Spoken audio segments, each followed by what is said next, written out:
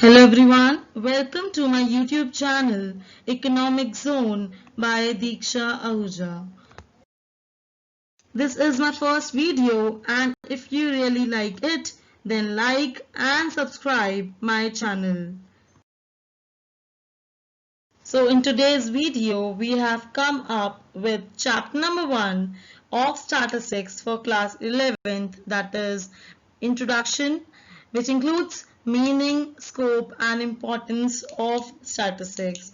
This is the following content of the chapter that includes 7 contents, but this video includes part 1 till 5th content, that is statistics in singular sense and stages of statistics. And my second video will tell you part 2 that will include importance of statistics and limitation of.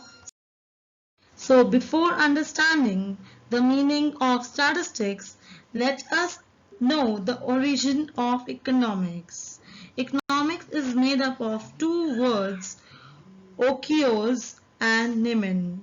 Okios means eco, that means household, and nomics means to manage. So it can be said that economics means household management.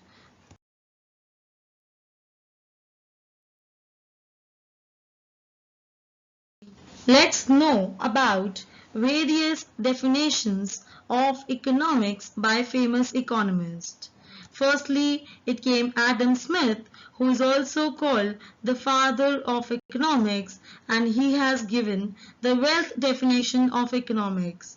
Secondly, there came Alfred Marshall, also a famous economist for microeconomics, has given welfare definition of economics.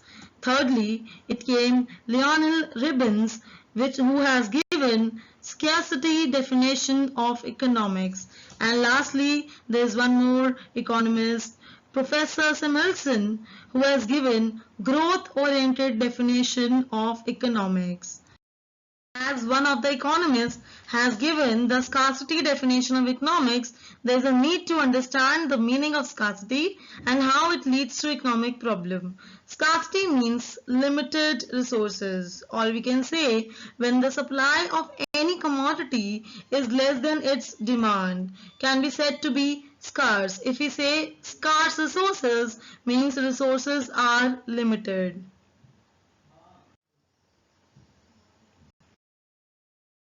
The next topic which we need to understand is human activities. Human activities is of two types, economic activities and non-economic activities.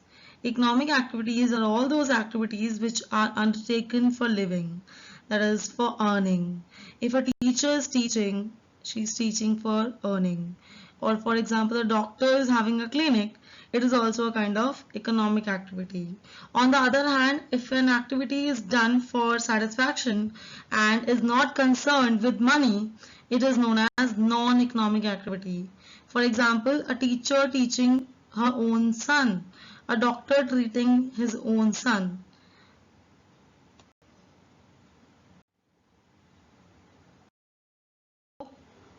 There are three main economic activities that are, first is consumption. We, the consumers, deals with the use of goods and services for our satisfaction, for the satisfaction of human wants. Now, second is production.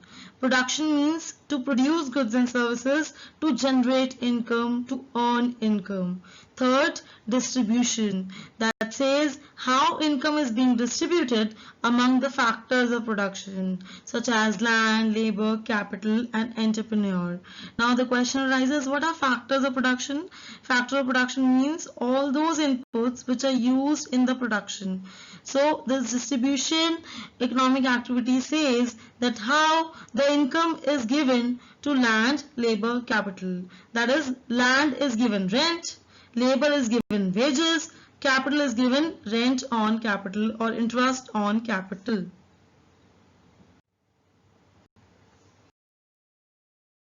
So here comes the main topic, statistics. Now, what is statistics? It can be defined in two ways or two sense. First sense is plural sense. Second is singular sense. So let's start with the plural sense definition of statistics. So, statistics is a conclusion drawn using numerical data, and it can be defined in two ways, plural sense and singular sense. So, let us understand the definition in plural sense. Statistics means numerical facts and figures collected accurately and properly for a predetermined purpose. Secondly, in singular sense, statistics means all those statistical methods we use related to 5 stages of statistics such as collection of data, organization, presentation, analysis, and interpretation of data which is there in the life of a statistician.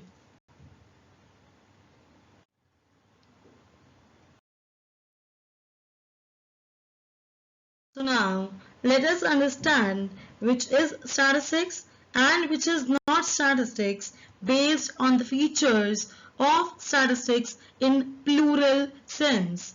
There are 6 features of statistics. The very first says aggregate of facts.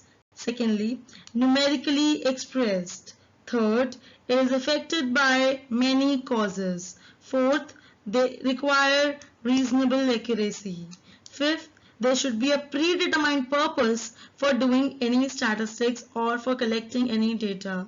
Sixth, they should be placed in relation to each other. So let's explain the first, second and sixth one. Others are simple to understand.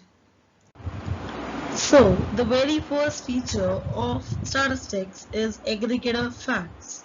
As you're seeing a man here who is 30 years old, if I speak the statement that a man is 30 years old, it is not statistics because statistics demands aggregate of facts. A single number, if I say that Ram is 4 feet and 8 inches. So this is not statistics because no proper conclusion can be drawn from this. We need various facts to make it statistics to call it statistics.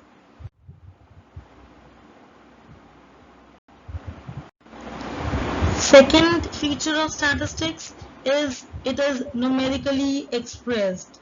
There are two types of data, qualitative data and quantitative data. Statistics only includes quantitative data. Quantitative data means numbers, numerical numbers.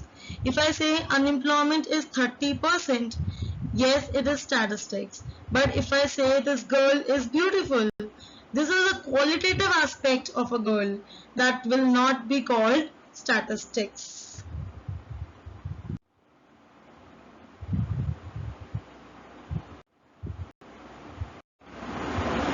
So the third feature is statistics is affected by multiplicity of causes.